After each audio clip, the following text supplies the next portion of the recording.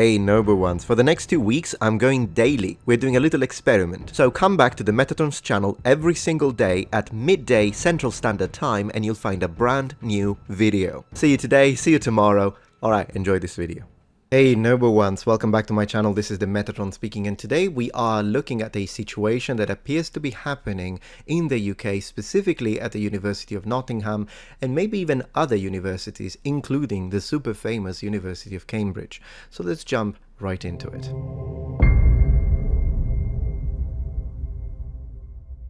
Alright, welcome back. So a friend of mine in academia has let me know about a post or an article written by the Daily Mail. I'll tell a little bit about the Daily Mail in a second when it comes to possible bias, but before I do that, I just wanted to let you know what this is about. And the title says, University removes Anglo-Saxon from modules titles to decolonize the curriculum.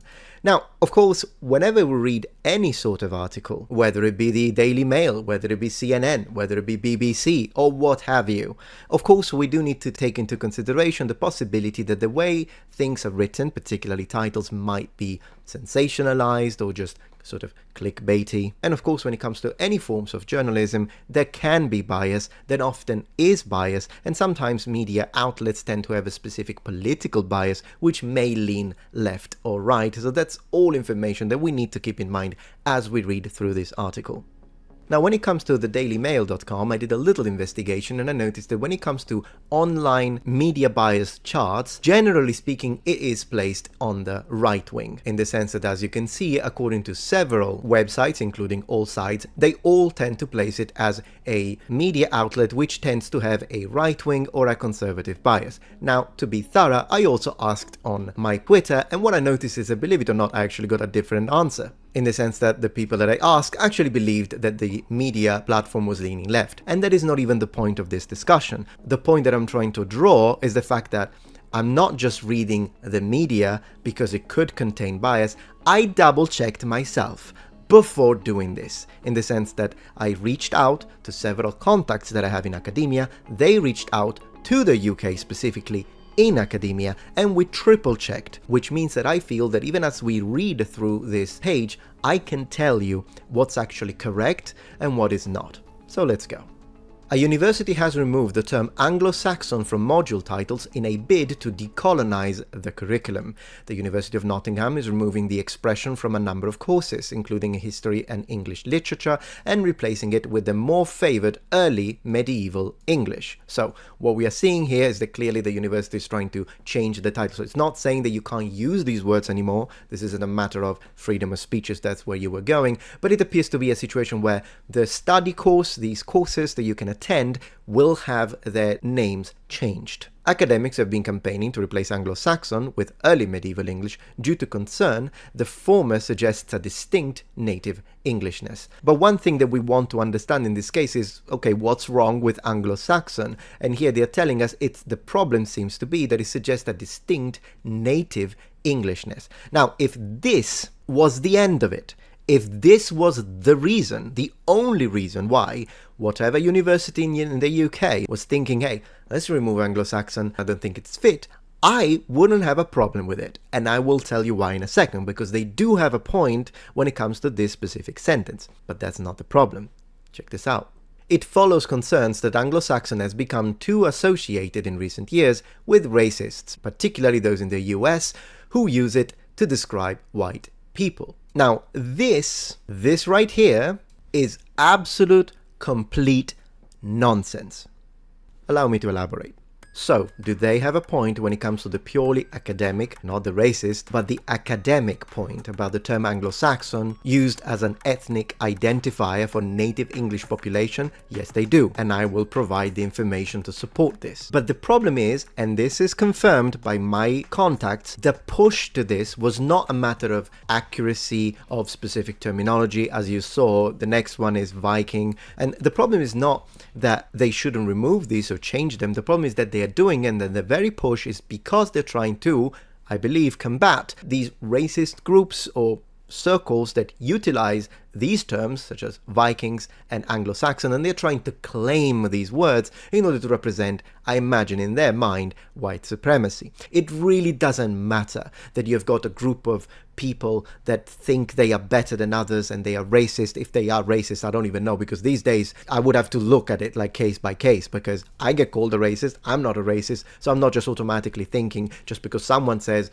even if they are in academia, even more so because they are in academia, just because they point a finger at someone and say, oh, that's a racist, I'm not going to automatically believe it. I'm going to have to read specifically what they are saying, and then I'll tell you if I think that they are, yes, that's actually a racist and that's a horrible person, or no, I don't think that they're racist at all. Now, I have a massive problem with this. That is not how academia works, and it's not how academia, should I say, is supposed to work. Because if you go down that line, what are you going to do when it comes to the term Romans or ancient Rome or Roman Empire, even worse? I mean, one of the main things that Benito Mussolini was trying to do with the fascists in the 1940s and even earlier was to try and claim and identify a strong connection, which they didn't have, with the ancient Roman period and the empire, which is one of the reasons why they had this sort of very famous salute, which then later on was debunked and wasn't even a thing that the Romans did with the straight right arm. But whatever, Mussolini, even in his architecture, even fascist Italian 1940s sort of building and architecture, is very reminiscent of the classical period, because they were trying desperately to create a connection with ancient Rome. So, according to this that we have just read, if what the university in the UK are trying to do when it comes to the removal of terms such as Anglo-Saxon and Viking is justified in their minds by the attempt made by some racists to claim it as a way to foster, I imagine, racism or anti-black sentiment or pro-white supremacy sentiment, then they should also remove the ancient Roman period, or Roman as a terminology. But then again, what are we going to call it then? If we can't name a course of study, History of Ancient Imperial Rome, what are we going to call it? History of the country that was in the north of Africa? In my opinion, this is a slippery slope, because one, you're giving too much power to the racists. I'm as anti-racist as you can get, regardless of what my detractors try to say and miserably fail in their attempts. But first, you're giving too much power to the racists, because then whatever term you're going to use, they're going to try and claim anyways. And what are you going to do? Rename half of all the courses every single time that there is a group of people that tries to create connection to them? I mean, at the end of the day, Nordicism was a thing, definitely pushed in 1940s Germany. And yet, it's not like we can't talk about the Norse anymore, or the Nordic gods for that matter. The Austrian painter tried to find connection to paganism as well. So what are we going to do? We're going to remove the word pagan? Are we going to change the names of the days of the week? Can we say Wednesday? Because it's connected to Wedden, so Woden, so Odin. What about Thursday? Thor. But regardless, still talking to the universities, I honestly don't think that that is the right thing to do. And before I tell you more about why I thought it would be justified if they kept it academic to not use Anglo-Saxon and to not use Viking, but to substitute them with early medieval, there is a line of justification, and I want to tell you a little bit about that. But before doing that, I think there is a solution, and it's very simple and very elegant. Instead of removing words that, such as Nordic or Anglo-Saxon, that some racists are trying to utilize in order to create connections that aren't scientific and aren't academic, how about we use our freedom of speech to debunk them? And guess what? Way ahead of you. I've already done it. I've got a dedicated video which I posted 9 months ago, Were the Ancient Romans Nordic? The Truth, and 170,000 people watched it. Having established this, and having established the fact that I strongly disagree with the idea of, oh well, now the racists are using that, so let's change it, let's discuss and talk about whether or not Daily Mail, they do have a point when it comes to the term utilized as a ethnonymic. In other words, we're going to talk about the salience of the word Anglo-Saxon and the word Viking. Now, when we use the word Anglo-Saxon and the word Viking, we are normally describing a whole group of people, not only from an ethnic standpoint, but also when it comes to a temporal arch and language. Now, these people who migrated during the quote-unquote Anglo-Saxon period or the early medieval period indeed spoke Germanic languages, moved into present-day Britain from Germany, Holland, Denmark, and the Jutland in general. In ancient sources, oftentimes these populations are named Saxons, but the reality is that they were a multitude of different people, all of Germanic origins.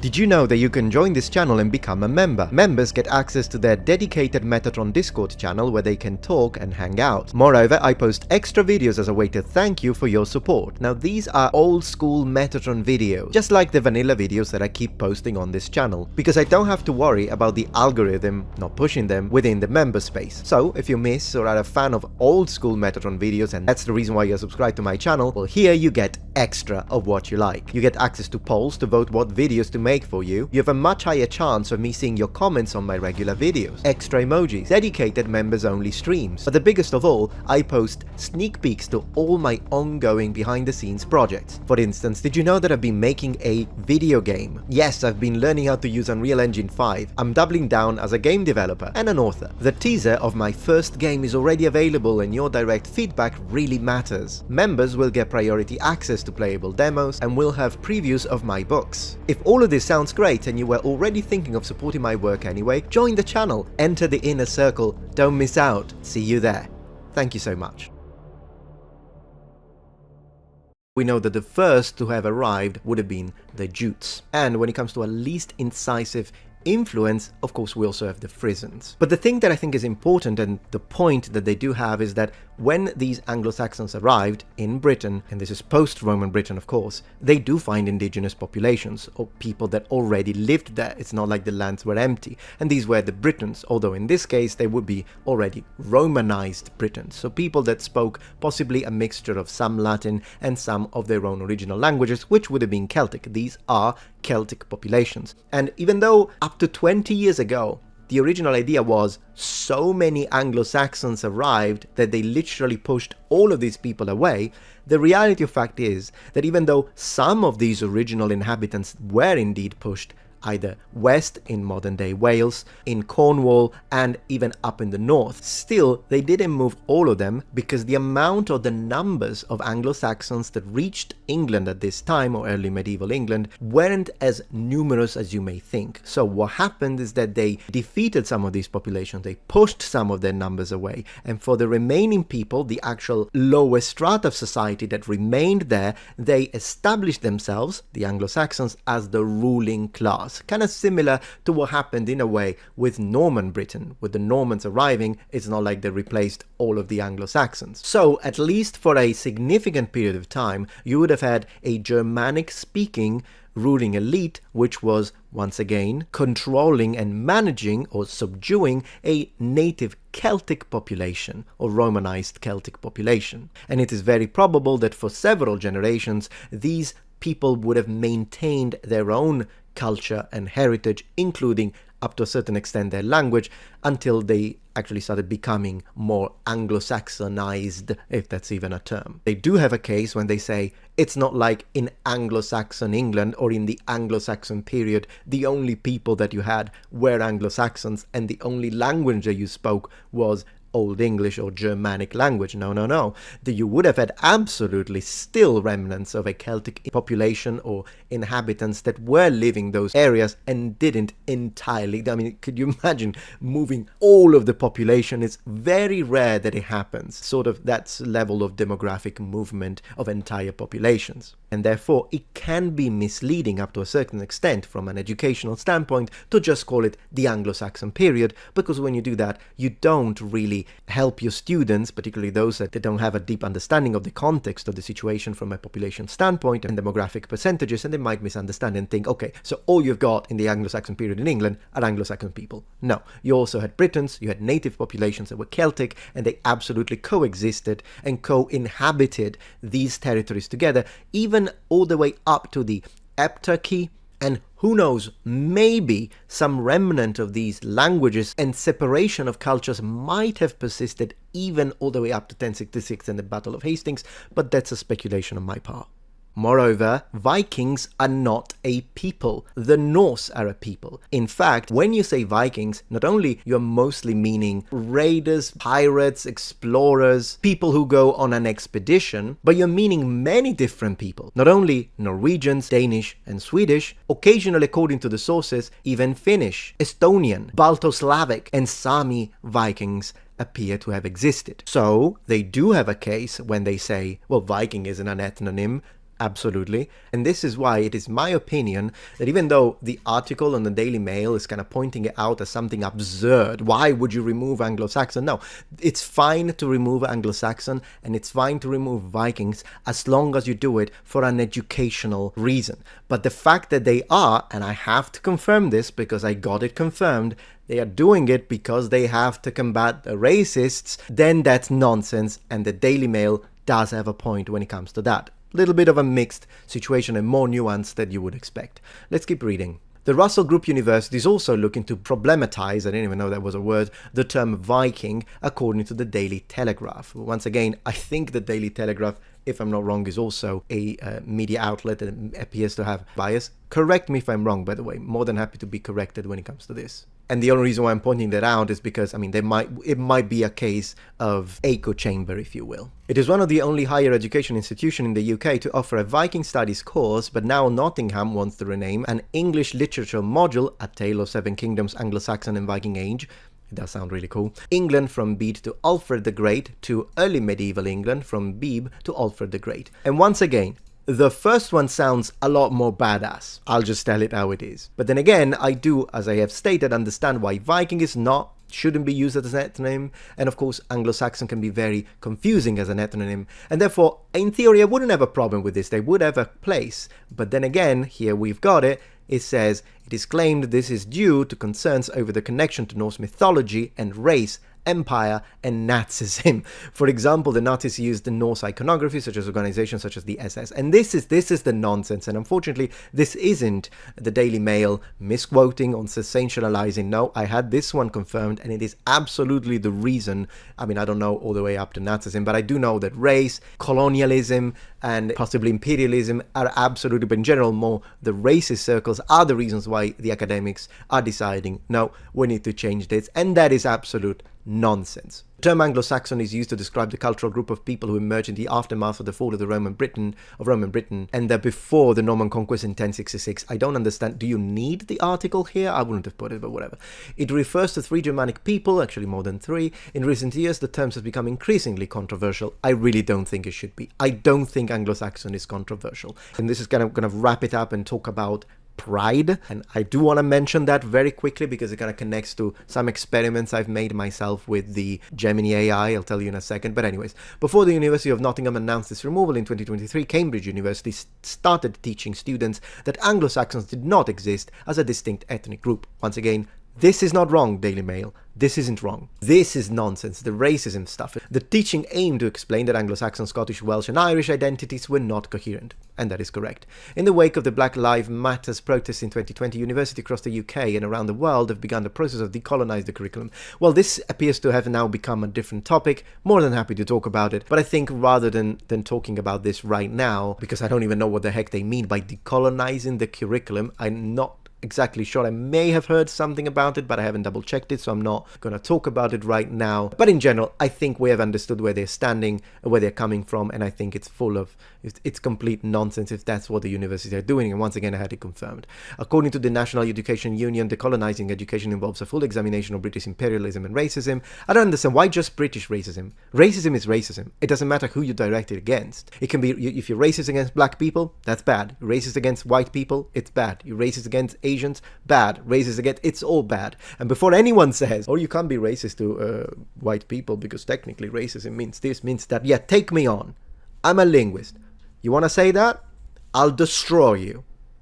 Anyways, dedicated video perhaps. Can you be racist to white people? I'll make a dedicated video. But even if we are not using the term racist in that case, being horrible and discriminatory towards other people because of the color of their skin.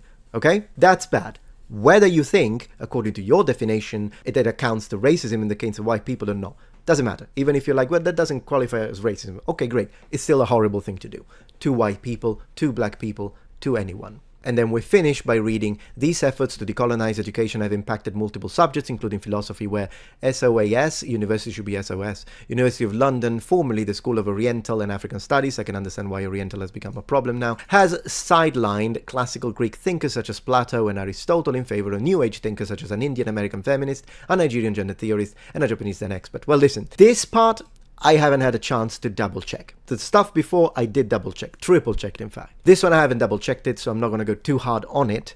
But I will say that if this is true, take it with a pinch of salt because I didn't double check it, but if this is true, I wouldn't necessarily have anything against the idea of including extracurricular stuff or more expand the curriculum. But if you're removing Plato and Aristotle, you are absolutely out of your fucking mind. Just gonna say that. Now, to finish off, reaching the end of this, I would like to talk about pride and personal pride when it comes to your heritage. One of the things that I have checked on Gemini AI was to ask it a question. You can find it in my dedicated video. I'm just going to show you. This one here, Gemini AI is so much worse than you think, Metatron versus Gemini AI from 3 months ago. So you can double check if what I'm saying is true by checking out that video, and I'll put a link in the description. But what I did, I tried a little experiment and I asked Gemini AI, should I be proud of my African ancestry? And Gemini AI responded, absolutely. You should be very proud of your African ancestry. There are many reasons why you should be proud. And then it listed a monumental amount of things and why it was so good and so glad and wonderful. Then I tried, should I be proud of my Asian heritage? And of course it said, yeah, you should totally be proud. It was basically identical, just swapping Asian with African. And they were like, you should totally be proud. And I tried a few. Then I asked, should I be proud of my Roman heritage or my white heritage? And the answer was, oh no, that's problematic. No, careful, because it could be racist and it could be bad. I don't remember it by heart, but basically that's what it said. You can go and check it in the dedicated video if you want proof of that. Now, I think that that's absolute nonsense. Why is Gemini AI doing that? Why has it been programmed to do that? It's because, of course, there are people that are proud of being white, but what they're trying to say is that, of course, they're pushing white supremacy, and they believe that all other people are below them, and they have anti-black sentiment, anti-people of color, they hate people of color, and of course all of that is horrible. But that doesn't mean that now, just because you have a small percentage of people compared to the sheer number of white people in the world, or white Europeans in the world, just because you have that small number of people, why can I not be proud of my Roman ancestry? Why can't a Greek friend of mine, in fact, almost a cousin really culturally, why can a Greek not be proud of their ancestry? I think they should be proud of their ancestry. I am proud of my ancestry just as much as an African can be proud of his own ancestry, and there is nothing wrong with doing that. And before you say, well, yeah, but it's because you've got that sort of racist inner circles, well, then again, what about Unit 731 of World War II and the stuff that the Japanese did to the Chinese? Can you still be proud of your Japanese ancestry even though they did horrible stuff like that? I think you can be, because you don't have to. You can disassociate with the negative aspects or the negative groups or the fringe horrible racist people that do exist in all groups, by the way, regardless of what they tell you, and disconnect from all of that toxicity and be proud of the good things and good achievements of your side of the world. I think anyone can do that, and if you're trying to be unequal by saying white people can't do it but everyone else can, then I'm going to ask you, what about those channels which absolutely exist on YouTube and do get a pass, where you've got people that are totally pushing black supremacy and anti-white content, which does exist before, because I already see you. I can see you. I can see what you're saying. Buzzword, no, it doesn't exist. Yes, it does. And I can point you to the channels if you want. They are as horrible as the white supremacy sort of terrible channels that are trying to push that side of the spectrum. Let's be clear and let's be honest here. The only form of anti-racism that makes sense is everyone is a human being, not gonna judge you by the color of your skin, but by the contents of your character. That's the only form of anti-racism that makes sense, and it's real and coherent. Anything else is racism, regardless of who is aimed towards. And on the same note, all humans, all civilizations did horrible things, but that doesn't mean that now you have to connect to those horrible things. You can reject the horrible things and instead connect to the positive aspects. And absolutely, in my past and in my country, in this side of the world, I think there is a lot of things that I can be proud of when it comes to ancient Rome and when it comes to European history, art, and all the stuff in music and wonderful things that Europeans have done, just like you've got wonderful things that people in Asia have done, and there are wonderful things and works of art that people in Africa have and that they can be proud of. By the way, the majority of my community loved it. This is a very, very high, I'm talking like 98% like to dislike ratio. This is just to address those people that say, oh, the majority of Metatron's community are racist. Well, if they were, I don't think they would have liked this, and yet they did. But on this video, we take the evidence, we take the sources, and we debunk this notion. Just the same way as I have debunked the idea of, for example, Cleopatra being black. Because I debunk it all. It doesn't matter where it comes from. Similarly, on my video, Your Idea of the Past is Wrong, I take a massive chunk of this video and I debunk the idea that everything was white, all statues were white, all columns and temples were white, and it was all white in ancient Rome, and instead I present a strong case whereby I show all the pigments that we have and all the information and the proof whereby we can show that in ancient Roman times, in the classical period, statues were in full color, temples were in full color, columns were in full color, and they are full of shit. Once again, 347,000 views, I have debunked that. This is what you do when people say something that is incorrect, just like I did with my Cleopatra debunking, which was once again complete nonsense. In this case, for example, next week Cleopatra is worse than I thought, because it absolutely is. Every single element, not even her, but every single member of the Ptolemaic dynasty, the whole family, they're all black, and it makes no sense. That's incorrect historically. And when it comes to this one here that I have dedicated to Jada Pinkett Smith, which people will see and they will think, he has a problem with a black actor, or oh, then he must be racist, and then don't click it because they're absolute morons. In reality, if they did click it, they will notice that in the second half of this video, I have an entire section dedicated to the Kandake, the historical warrior queens of Africa, and how they fought the Romans, and how Emperor Octavianus Augustus respected the Kandake Manirenas, and how they had even like exchanged letters between themselves. It's a fantastic, sorry, my own video, I guess, but the reason why it has 1 million views is not because, oh look, all the racists are liking it. No, it's because I present a strong case against Jada Pinkett Smith, who tried to push the idea of, let me create a black queen for my daughter, and I said, you know what, Cleopatra wasn't black, but you know who was black? Queen Amanirenas. So how about you use a real historical black woman and from Africa and show that to your daughter, so not only you gave her the black queen that you wanted to give her, if she even cares, but then again it's grounded on history and not this, which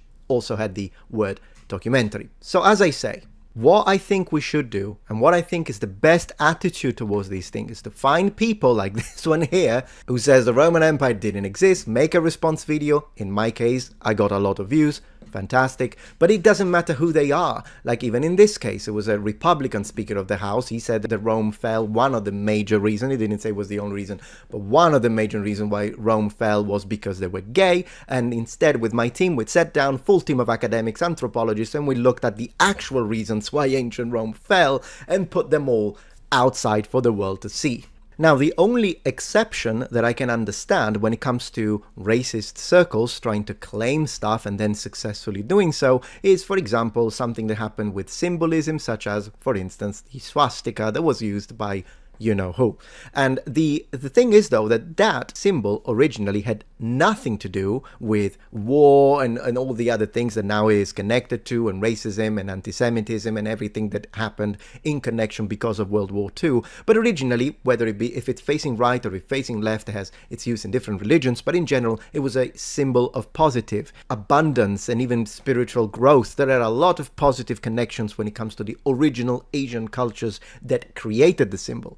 But unfortunately, of course, 1940s Germany, they did claim it, and today I can't really tattoo it on my left arm and say, oh no, but I mean the Asian positive one. I mean, yeah, that's one of those situations where unfortunately history claims something successfully, and then it sort of taints it. But I do not believe that that's what happened with the Anglo-Saxon as a people. I don't believe that happened with, once again, white statues, the Roman statues, or the Roman Empire. In fact, it's something very difficult to do when it comes to an entire name that represents not only a period of history, say the Anglo-Saxon England or the Viking Age. It's not like that they have claimed it to the point that now I can't join a reenactment group about the Vikings, or I can't dress up as an Anglo-Saxon without people arresting me for being a racist, which I mean would be insane. Anyways, just wanted to read this article with you. I hope you enjoyed it. Stay true, defend the truth, and thank you very much for watching.